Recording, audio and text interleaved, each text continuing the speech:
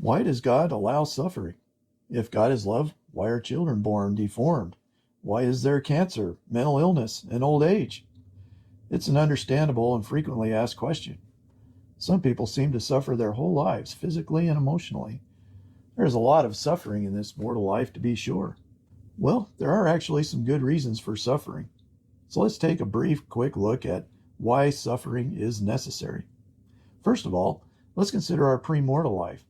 We lived much like Adam and Eve did in the Garden of Eden. There was no suffering, no pain, disease, or death. We were happy in as much as we could comprehend happiness. We had little to compare it to. There was a lot of knowledge we lacked in our previous existence. Knowledge of good versus evil, pain versus pleasure, and sorrow versus joy. We never had to really struggle or experience hard things. So, like Adam and Eve who ate the fruit, we also decided to come to earth and partake of the knowledge of good and evil.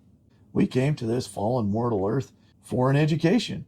So the first thing to remember is that we needed this mortal experience in order to learn, to choose to gain virtues and progress. Secondly, we chose to come here, knowing that we would suffer. Also, God knew what we would go through, and that we probably had a pretty good idea of what would happen to us as well, and may have even chose much or possibly all of our suffering. Is that such a surprise that we may have chosen some of our suffering?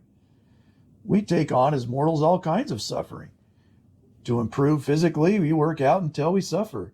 To learn, we subject ourselves to study and tests. We overcome suffering to achieve. We even push ourselves to suffering for adventure and fun.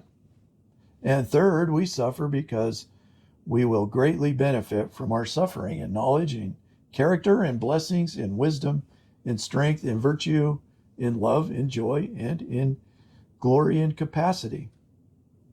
Plus, we get to keep an upgraded version of our physical bodies as a participation gift after it has been cleaned and renewed and refitted to last forever in a state of glory.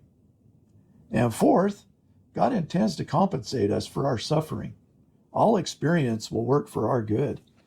He can even turn our weaknesses into strengths.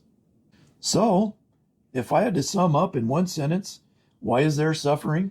I would say, we came to earth for this brief moment to suffer so that we might grow in experience, in character, in strength, in wisdom, and have a greater capacity and comprehension of joy.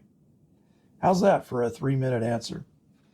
I'm interested in what you think, so please leave a comment. And thank you.